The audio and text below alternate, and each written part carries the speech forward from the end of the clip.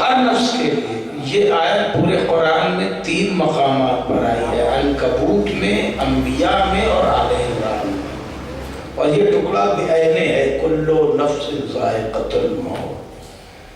اسی نفس کو کیوں؟ اس لیے کہ اسی کو بتا کے بھیجا ہے کہ اچھائیاں کیا ہیں اور برائیاں کیا ہیں. بھئی جواب دہ یہی ہے تو بلایا بھی وہی جا رہا ہے. بھئی توجہ ہے، پروردگار عالم کی نگاہ میں یہ جواب دہ نفس، یہ جواب دہ نفس ہے. موت اسی کے لیے رکھی، بلایا اسی کو جا رہا ہے، مگر یہ اتنا قیمتی ہے کہ سودا بھی اللہ اسی کا کرتا ہے. ایک صلوات پڑھے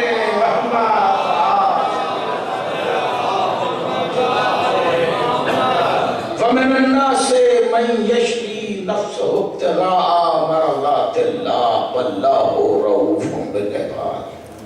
سودا بھی اللہ اسی نفس کا کرتا ہے. اس لیے انسان کو چاہیے کہ اپنے نفس کو سنبھال کے رکھے، نفس کو سنبھال کے رکھے. یہ سونے میں بھی عمل میں رہتا ہے، جاگنے میں بھی عمل میں رہتا ہے. شاید کوئی بات پہنچ رہی ہو، محسوس کیجیے. یہ نفس جو ہے سونے میں بھی منزل عمل میں رہتا ہے، جاگنے میں بھی منزل عمل میں رہتا ہے. اسی لیے حدیث میں وارد ہوا وضو کر کے سویا کرو تاکہ تمہاری نیند بھی عبادت ہو جائے. صلوات پڑھ لیں محمد.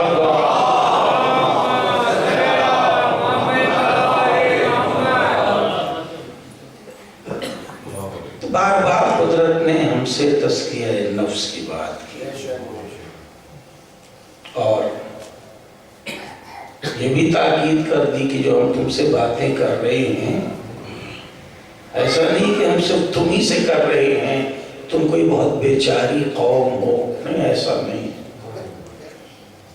ہم نے یہ باتیں ہر زمانے میں کہی ہیں، ہر امت سے کہی ہیں. ہم نے صحف ابراہیم میں بھی یہ باتیں کی ہیں اور صحف موسیٰ میں بھی یہ باتیں کی ہیں. صحف ابراہیم میں بھی یہی کہا، صحف موسیٰ میں بھی یہی کہا، اور اب ہم تم سے قرآن میں بھی یہی باتیں کر رہے ہیں.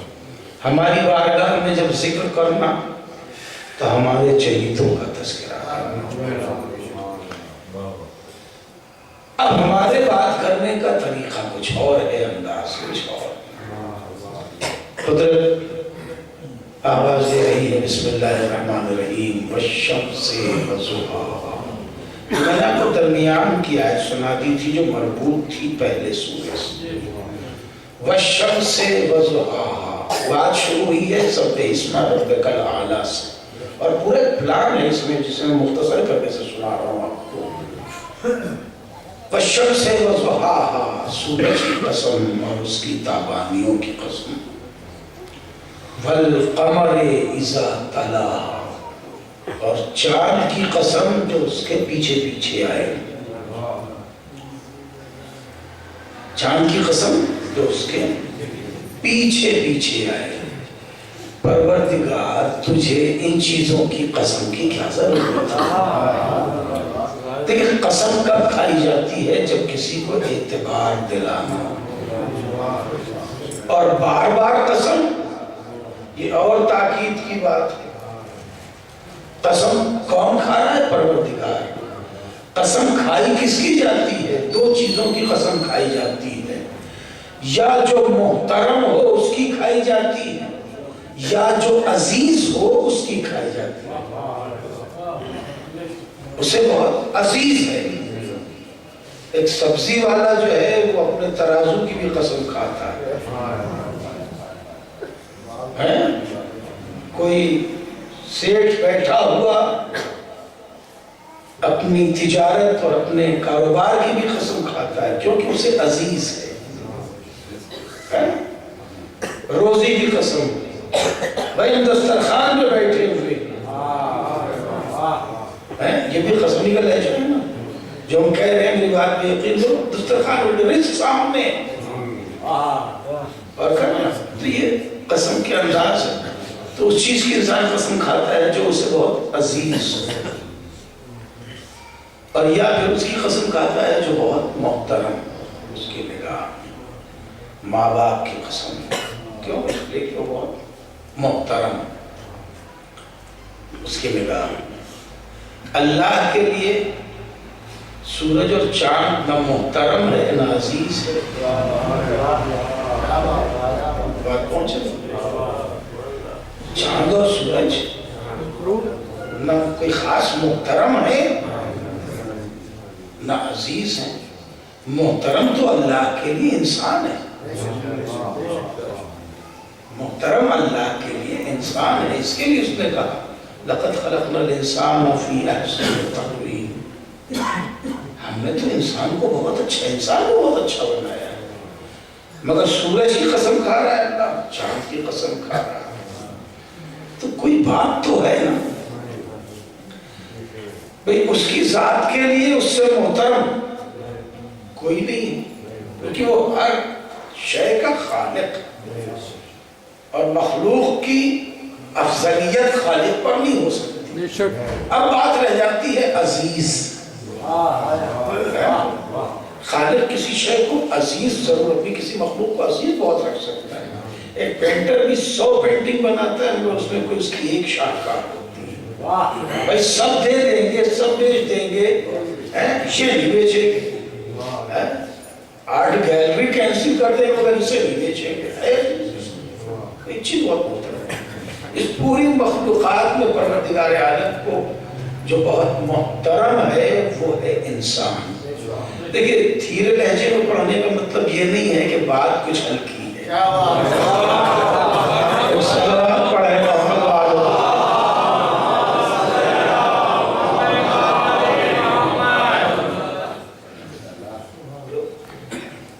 اس کی ذات کے لیے یہ کوئی محترم تو نہیں. اب آپ جو ہے اب قرآن میں قسموں کی ایک دنیا آباد ہے، قسموں کی ایک دنیا آباد ہے.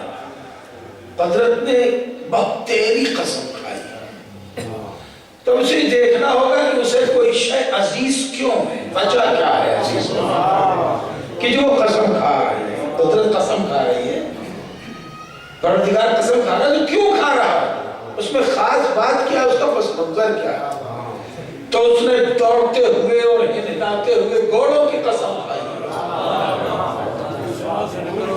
گھوڑا، اور اس کی قسم مسئلہ اس گھوڑے کا نہیں ہے، اس جذبے کا ہے جس لیے یہ گھوڑا دوڑایا جا رہا ہے.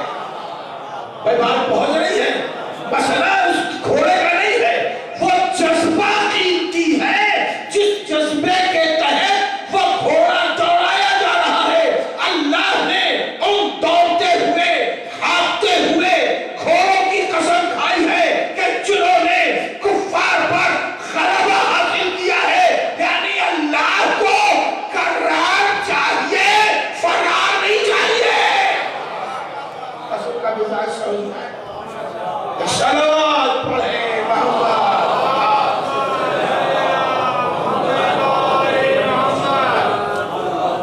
حضرت نے ستارے کی بھی قسم کھائی ہے.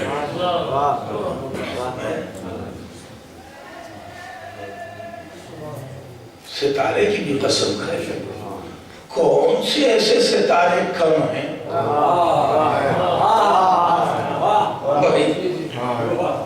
بھرے پڑے ہوئے، بھرے پڑے ہوئے. اس کی قسم نجم کہنے نہیں، نجم لائق قسم نہیں ہے، اذا ہوا لائق قسم ہے. میں نے نزاکت پہچانی، نزاکت پہچانی. ستارے کی قسم نہیں ہے، لفظ تو قسم میں ستارہ ہی ہے. والنجم ستارے کی قسم، مگر صرف ستارہ لائق قسم نہیں ہے، ستارے کی قسم جب کہ وہ درے اہل بیت پر آئے. توجہ ہے.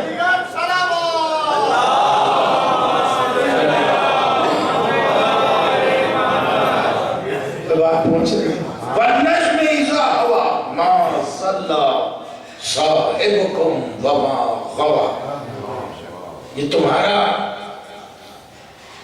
साहिब जो है जो गुमराह नहीं हुआ। साहिब कौन है? नबी करीम।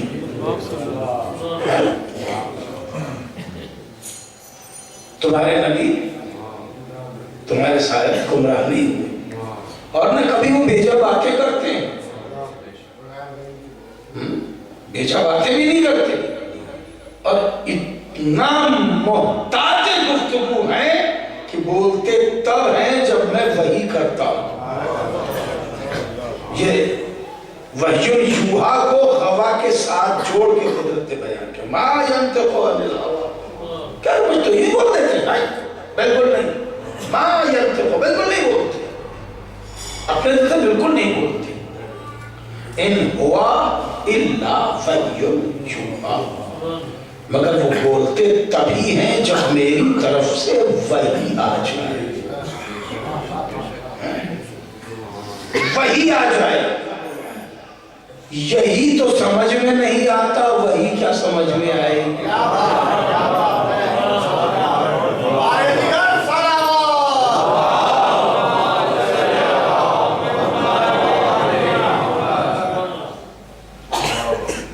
तो भेजा नहीं बोलते। मामला क्या था? मामला यही था कि एक सितारा टूटा, रसूल ने फरमाया कि भाई देखो ये आ रहा है अली के दरवाजे पे, बस यही लफ्ज तो कान में शीशा बन जाता है, यही सुनना नहीं चाहते। कहने लगे देखिए इन्हें मोहब्बत में इतना ये सरशार है कि वो कुछ भी कह देते हैं। आया वही जहां रसूल ने कहा था, आया वही जहां रसूल ने कहा था। कहने लगे इत्तेफाकात में किसका दखल है? आयत नाज़िल हुई, तुम्हारा नबी बेजा नहीं बोलता, कहता वही है जो मैं कहता हूं। न वो गुमराह है न वो बेजा बात करता है। देखिए ये मुसाहिब हैं जो साहिब को गुमराह कह रहे हैं। नहीं लफ्ज पहुंचा सकता। आयत ने क्या कहा? नज्म इज़ा हुआ मा सल्ला साहिबुकुम, साहिब ही से मुसाहिब बना है। और अगर अब ये मुसाहिब है, इसी से सहाबी भी बना। सोहबत, सहाबी, साहिब, मुसाहिब सबका रूट वर्ड एक है। यानी अल्लाह सहाबियों से इस लहजे में बात कर रहा है।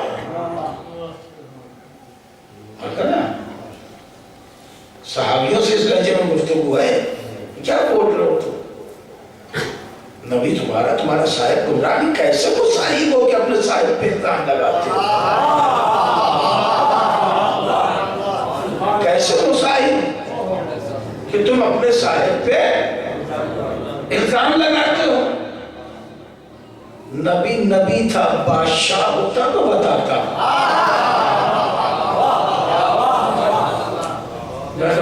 मेरे जुमले कभी किताबें निचोड़ के बनते हैं।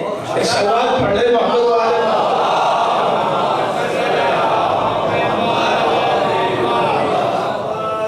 नबी नबी थे, अगर बादशाह होते तो फिर सारी सोहबत समझ में आ जाती, मगर वो रहमतुल लिल आलमीन थे। मुंह पे कह दिया क्या गुमराही की बातें किया करते हैं, नौज़ु बिल्लाह। आयत ने आके नबी का पार्ट लिया, नबी का साथ दिया कि नहीं ऐसा नहीं है, तुम्हारा नबी गुमराह नहीं है, तुम्हारा साहिब गुमराह नहीं, बल्कि जो कहता है वो वही कहता है जो मैं कहता हूं। और ये जो सितारा टूटा है और नज्म इज़ा हवा, ये सितारा लायक कसम तब हुआ जब ये दरे अहले बैत पर आया। तवज्जो है, तो सितारा लायक कसम नहीं है, उसका वो अमल लायक कसम है। अब اب جملہ سب کر کے آگے بڑھنا چاہوں گا کہ مجھے کوئی اعتراض نہیں ہے جسے چاہے تم ستارہ بنا دو. جملہ پہنچنا چاہیے. مجھے کوئی اعتراض نہیں ہے, مجھے کوئی احتجاج نہیں ہے. جسے چاہو تم ستارہ بنا لو, چاہے تقدیر کا ستارہ بنا لو, چاہے تاریخ کا ستارہ بنا لو, چاہے آسمانوں کا ستارہ بنا لو, جس معیار کا چاہو ستارہ بنا لو, شاید وہی رہے گی کہ لائق قسم تب ہوگا جب ہمارے دریال محمد میں نظر آئے. صلوات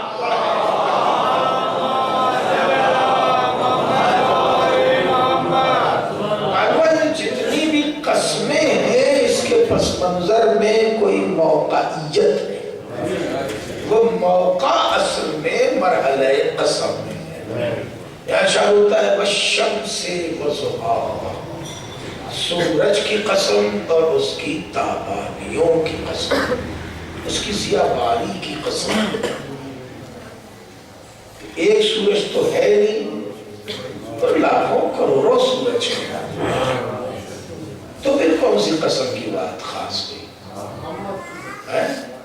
مگر یہ قسم ہے ذات رسالت کی, اور ضیاء باری ہے خطبہ قدیر کی.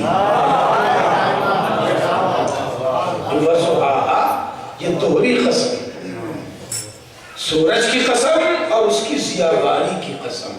وہ یہ کنایا ہے میرے رسول کی قسم اور ان کے خطبہ قدیر کی قسم.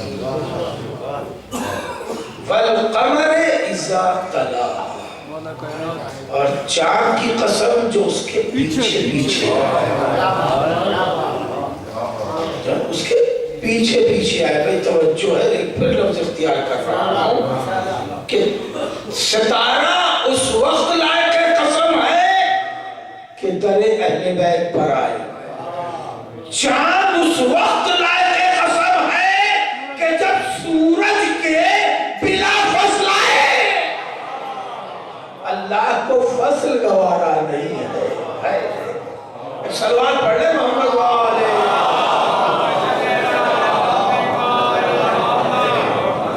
دیکھیں جہاں بھی قسم میں شرط ہے, لہجہ دیکھیں, والشمس اذا ضحاہا نہیں ہے, وضحاہا.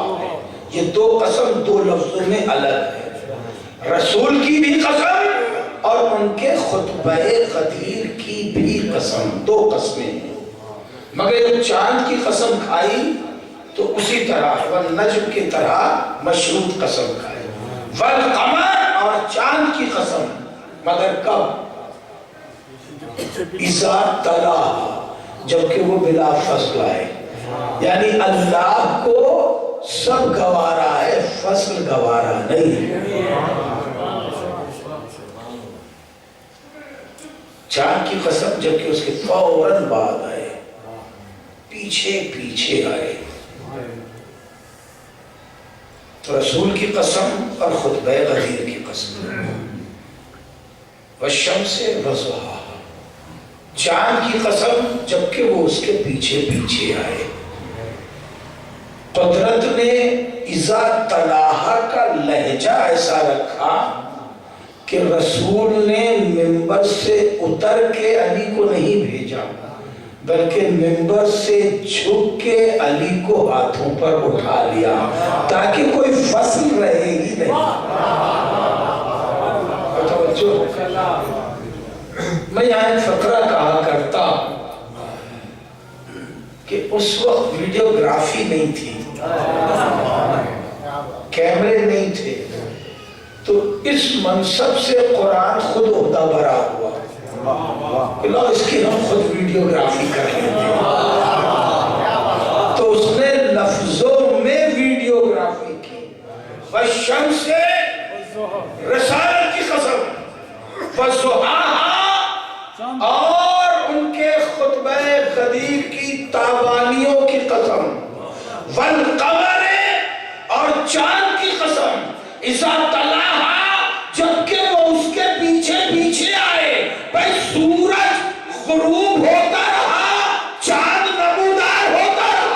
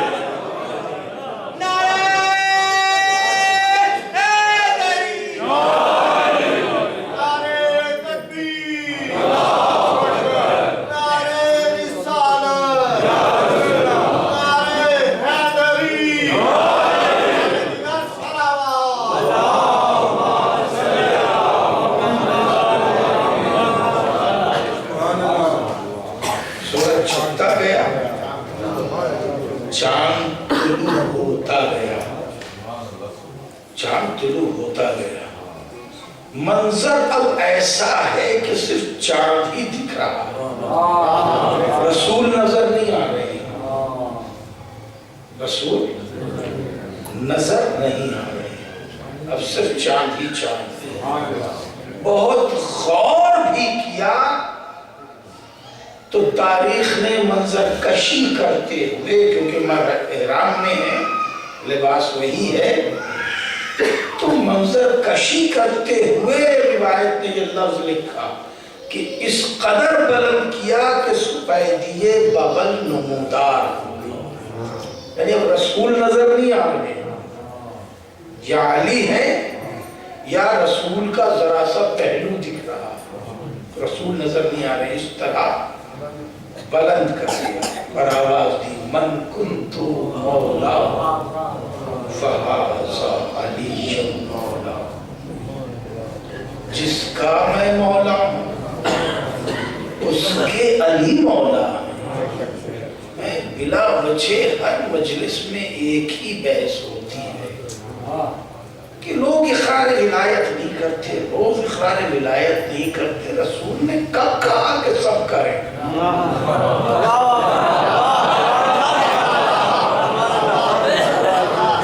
آپ بتائیں، رسول نے یہ کب کہا کہ سب کریں؟ رسول نے تو صاف کہا جس کا میں مولا ہوں اس کے علی مولا ہے۔ بھئی جب سب نے رسول ہی کو مولا نہ مانا تو علی کو مولا کیوں مانیں گے؟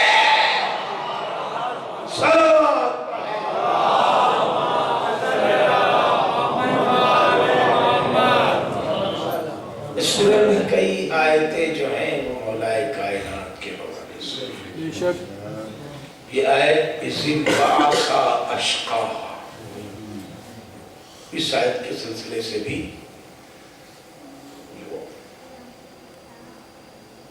کئی اہل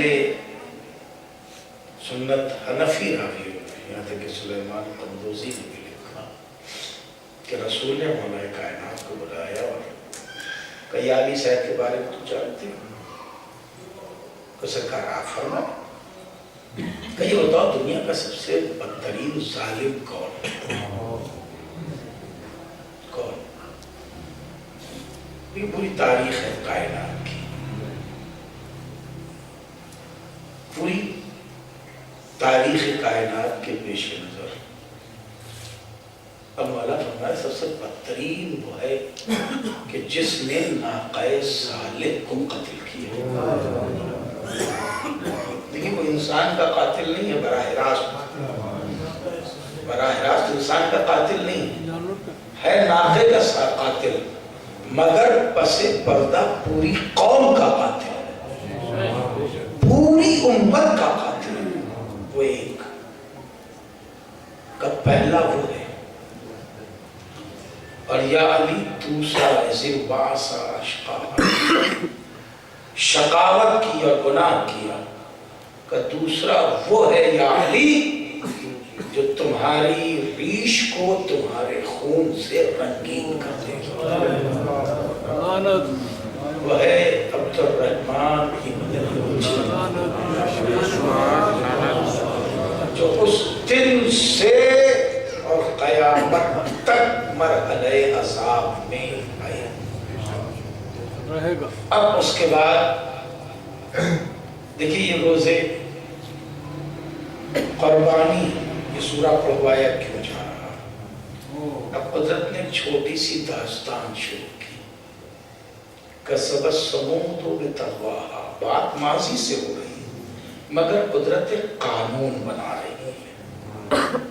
اذ بعث اشقاہا کسبت ثمود بتقواہا اذ بعث اشقاہا، اب داستان قدر شروع کری، فقال لهم رسول اللہ ناقۃ اللہ وسقیاہا، اس قوم سے ان کے رسول نے کہا، وہ قانون سنیے، واقعہ ناقہ صالح کا ہے، اس قوم سے ان کے رسول نے کہا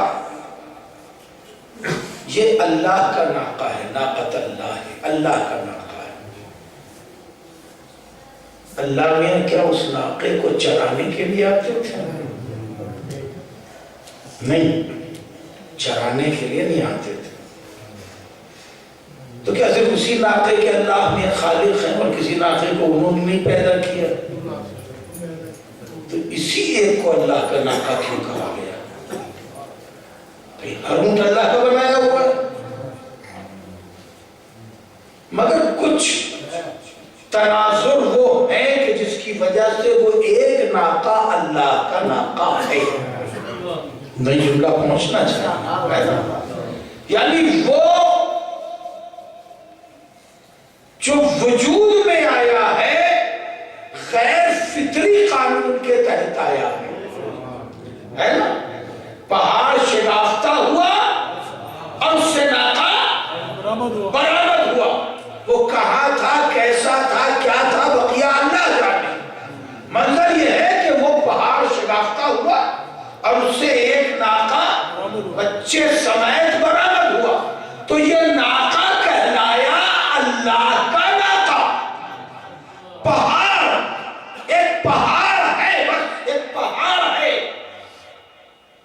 اطراف شام کا شگافتہ ہوا اور اس سے ایک ناقہ برآمد ہوا، تو یہ اللہ کا ناقہ ہے۔ اللہ کے گھر کی دیوار شگافتہ ہو اور اس سے مائے بچے کو لے کے برآمد ہو تو نہ وہ ید اللہ کہلائے، نہ فضل اللہ کہلائے، نہ وجود اللہ کہلائے۔ ناقہ تو اللہ کا ناقہ ہو، کوئی ہاتھ اللہ کا ہاتھ کیوں نہیں ہو سکتا؟ ایک صلوات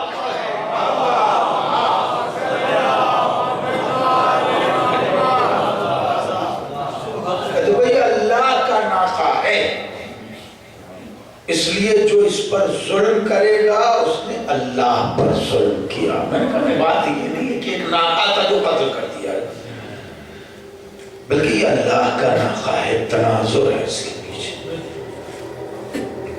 اور اسے جس نے قتل کیا اس نے ایک ناقے کو قتل نہیں کیا، پوری امت کو قتل کیا، اور امت صالح قتل ہو گئی، اسے ایک ناقے کی بدولت پوری امت صالح وارثہ ہو گئی، قتل برباد ہو گئی۔ اب قدرت قانون بنا رہی ہے، اور یہ آفاقی قانون، یہ آخری گفتگو اور ہمارا موضوع بھی مکمل ہو گیا۔ قانون یہ بن رہا ہے، فقال لهم رسول اللہ ناقۃ اللہ وسقیہا۔ دیکھو اس امت کے رسول نے اپنی امت سے یہ کہا کہ یہ ناقہ اونٹ ہے، اسے سیراب کرو اور اس سے سیراب ہو، اسے فیض اٹھاؤ اور اسے کھلاؤ پلاؤ۔ کذبت ثمود بطغواہا، مگر اس قوم سمود نے جھٹلایا، گناہ کیا، گمراہی اختیار کی، اتنی کہ فَكَذَّبُوهُ فَعَقَرُوهَا، ایک لفظ میں داستان تمام، ایک لفظ۔ سب کے سب نے اس ناقے کو بھی جھٹلایا۔ فَعَقَرُوهَا، اور اس ناقے کو عقر کر دیا، یعنی قتل کر دیا۔ اس کے بعد آپ پوچھ لیجیے گا بعد میں، عقر کر دیا یعنی قتل کر دیا۔ فَعَقَرُوهَا قرآن ہے، اس میں ایک حرف بھی بیجا استعمال نہیں ہوتا، اور یہ بڑا ظلم ہے، بہت توجہ، کہ گناہ ایک کرے اور جرم دو پہ لگایا جائے۔ دنیا کی کوئی عدالت اسے قبول نہیں کرتی، یہاں تو قدرت نے پوری قوم کو مجرم بنا دیا ہے۔ فَعَقَرُوهَا، پوری قوم نے اسے قتل کیا، ایک ناقے کو۔ بھئی منظر تو یہ کہہ رہا ہے کہ ایک شخص اٹھا، اس نے تلوار کھینچی اور اس ناقے کو عقر کر دیا، اور اس کے بعد وہ ناقہ تڑپ تڑپ کے مر گیا۔ تو مارا ایک نے تھا، پوری قوم کو اللہ نے معذب کیا، مجرم کر ڈالا، سزا دی، تھا کیا؟ پھر قرآن نے قانون بنا دیا کہ اگر قتل ایک کرے اور پوری قوم اسے قاتل شمار نہ کرے، اس کو ملامت نہ کرے، تو پوری قوم مجرم ہوتی ہے۔ بھئی قانون بن گیا کہ پوری قوم نگاہ خدا میں مجرم ہے اگر مجرم کو مجرم نہ کرے، اگر قاتل کو قاتل نہ کرے۔ قتل ایک نے کیا تھا مگر کسی نے اسے مجرم نہیں کہا، کسی نے اسے قاتل نہیں کہا، کسی نے اس کی ملامت نہیں کی، لہذا پوری قوم معذب ہے۔ حسین اصغر کو لے کے میدان کربلا میں کھڑے ہیں۔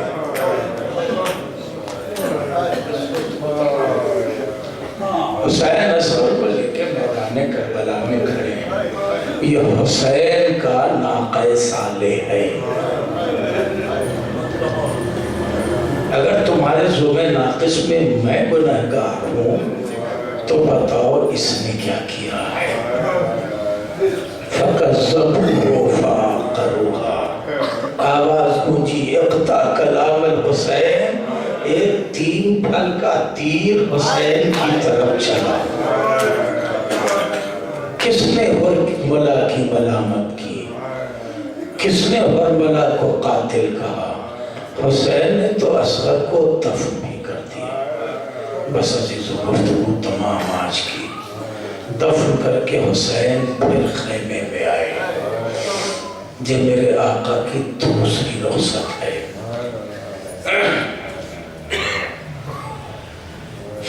دوہری رخصتیں یا علی اکبر کی ہیں یا آقا حسین کی۔ اکبر بھی 2 بار خیمے سے رخصت ہوئے۔ پہلی بار خیمہ زینب سے رخصت ہوئے، دوسری بار خیمہ لیلہ سے رخصت ہوئے۔ دونوں خیمے الگ الگ تھے۔ حسین بھی پہلی بار جو رخصت ہوئے تو وہ خیمہ زینب سے رخصت ہوئے، مگر دوسرے کا منظر قریب نظر آتا ہے کہ حسین خیمہ رباب سے رخصت ہوئے، کیونکہ اصغر کو رباب کے حوالے کیا۔ اور حسین جب خیمے سے پھر رخصت ہو کے نکلے، گھوڑے پہ سوار ہوئے، گھوڑا آگے نہیں بڑھا، ذوالجناح ٹھہرا ہوا ہے، حسین بھی تھکے تھکے سے سر جھکائے ہوئے بیٹھے۔ زہرا کا چمن اجڑ چکا، اب مجھے اپنی قربانی صرف پیش کرنی، اب ہمارے پاس کچھ بھی نہیں۔ لجام فرس کو کھینچا، گھوڑا آگے نہ بڑھا، ایڑ لگائی، گھوڑا آگے نہ بڑھا۔ ذوالجناح تو اشاروں پر چلنے والا ہے، یہ اسے آج کیا ہو گیا؟ حسین نے جملے کہے، ذوالجناح اب اس کے بعد حسین تجھ پر سوار نہ ہوگا، مجھے میرے مقتل تک پہنچا دے، ماں انتظار کر رہی۔ میں جانتا ہوں تو بھوکا بھی ہے، پیاسا بھی ہے، تو نے میرا بڑا ساتھ دیا ہے۔ جتنی بار حسین میدان کربلا میں گیا تو حسین کو لے کے گیا۔ تو زخمی بھی اسی طرح ہے جیسے تیرا آقا زخمی، مگر اب اس کے بعد تجھ پر حسین سوار نہ ہوگا۔ یہ سننا تھا کہ ایک بار ذوالجناح نے گردن موڑی اور زبان بے زبانی سے نہ جانے کیا کہا کہ حسین نے پلٹ کے ایک بار پیچھے دیکھا تو دیکھا پچھلے صبح کو پکڑے ہوئے سکینہ بیٹھی ہوئی ہے۔ آواز دے رہی ذوالجلال میرے بابا کو نہ لے جا، صبح سے جو بھی جاتا ہے وہ پھر واپس نہیں آتا۔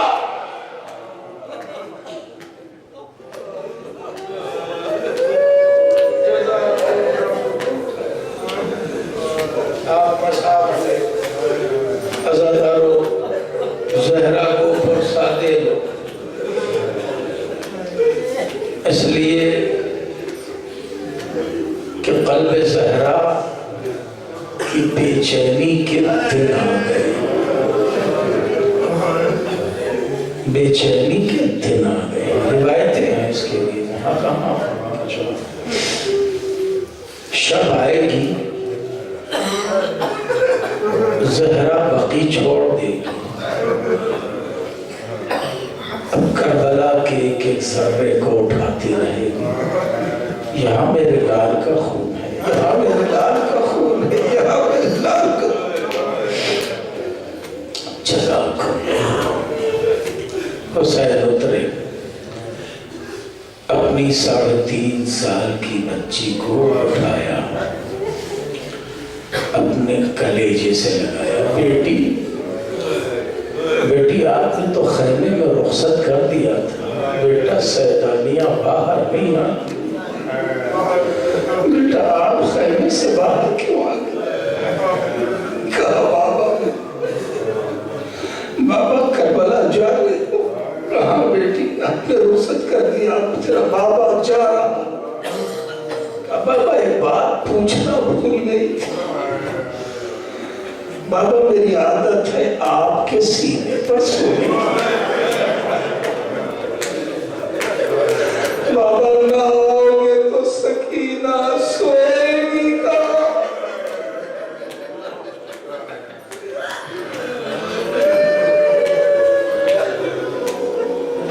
جزاک ساتھ میں خدا کسی بات میں کرے گا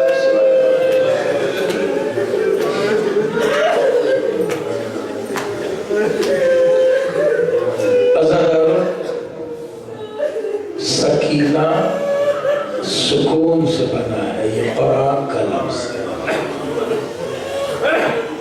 قرآن نے لفظ سکینہ انبیاء کی تسکین کے لیے استعمال کیا۔ حسین نے اس بچی کو مانگا اللہ سے اور اس کا نام سکینہ رکھا کیونکہ یہ حسین کا سکون ہے۔ روایتیں بتاتی ہیں کہ اللہ نے سکینہ کو ایک اتنا حسین پیکر عطا کیا تھا کہ جو بھی سکینہ کو ایک بار دیکھتا تھا آغوش میں لیے بغیر نہیں رہ پاتا تھا۔ ہر شخص خاندان کا چاہتا تھا کہ تھوڑی دیر کے لیے بچی مجھے آغوش میں لینے کو مل جائے، جس کا نتیجہ یہ ہوتا تھا کہ ادھر صبح ہوتی تھی اور سکینہ آغوشوں چلنے لگتی تھی، کبھی زینب نے لیا، زینب سے ام کلثوم نے لیا، ام کلثوم سے جناب ام سلمہ نے لیا، ان سے جناب ام البنین نے لیا علیہ السلام۔ بیویوں میں سکینہ آغوشوں میں ہی رہتی تھی، سکینہ کے پیر زمین پہ نہیں پڑتے تھے، آغوشوں سکینہ سارا دن رہتی تھی۔ اور جب شام ہوتی حسین گھر میں آتے تھے تبلیغ سے، ہدایت سے، خدمت قوم سے، تو کہتے تھے رباب دن گزر گیا میں نے اپنی بچی کو نہیں دیکھا، ذرا سکینہ کو میرے لیے لا دو۔ سکینہ آتی تھی تو باپ اپنے سینے پہ لے لیتا تھا، تھکی ہوئی سکینہ باپ کے سینے پہ سونے کی عادی ہو گئی۔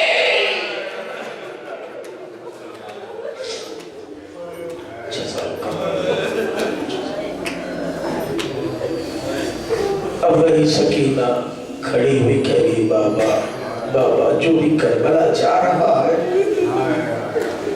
واپس نہیں آ رہا ہے، بابا یہ بتاؤ میرا امو بھی نہیں آیا، بابا آپ بھی جا رہے ہیں، بابا میں یہی پوچھنا بھول گئی سکینہ سوئے گی کہاں؟ کہ بیٹی ماں کے پہلو میں سو جانا،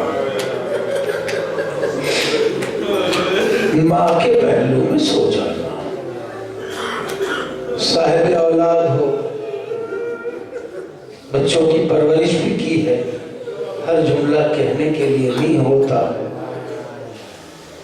سکینہ نے کہا بابا ہم اماں کے پہلو میں کیسے سوئیں گے، وہاں تو میرا بھیا علی اصغر سوتا ہے، میں تو آپ کے پاس سوتی ہوں۔ کہا میری لاڈلی آج سے تیرا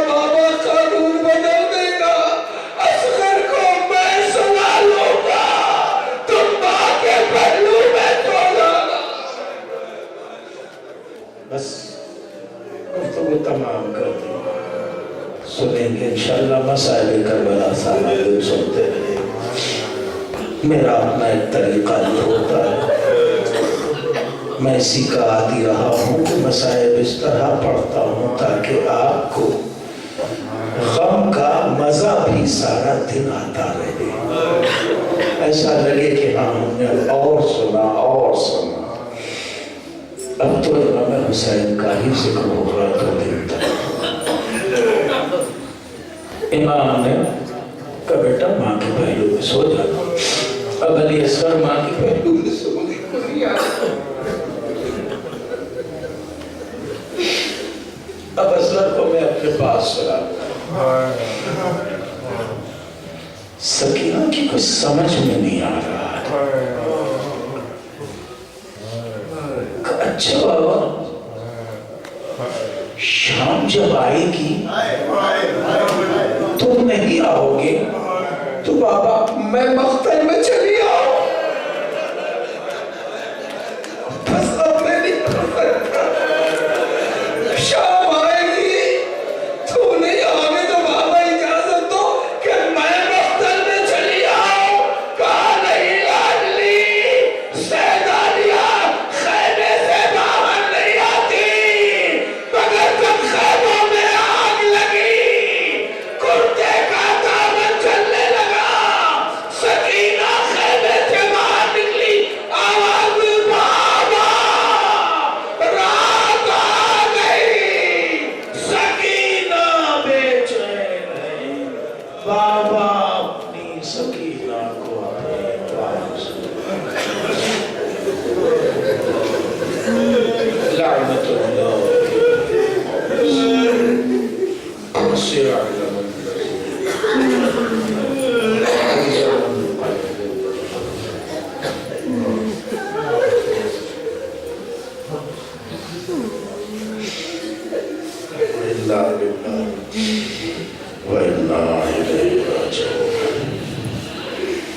ربنا تقبل منا انك انت السميع العليم.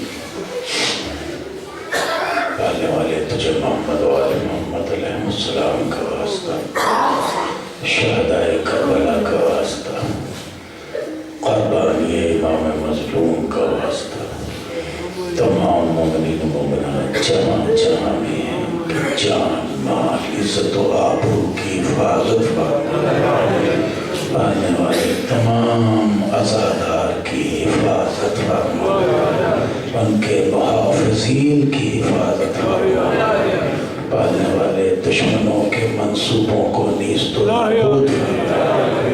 پالنے والے تمام مومنین و مومنات کی حاجات دنیاوی اور اخروی کو پورا فرما. پالنے والے جو مصروف زیارت ہیں ان ظاہروں کی بھی حفاظت فرما. شاہد مقدسہ کی بھی حفاظت فرما.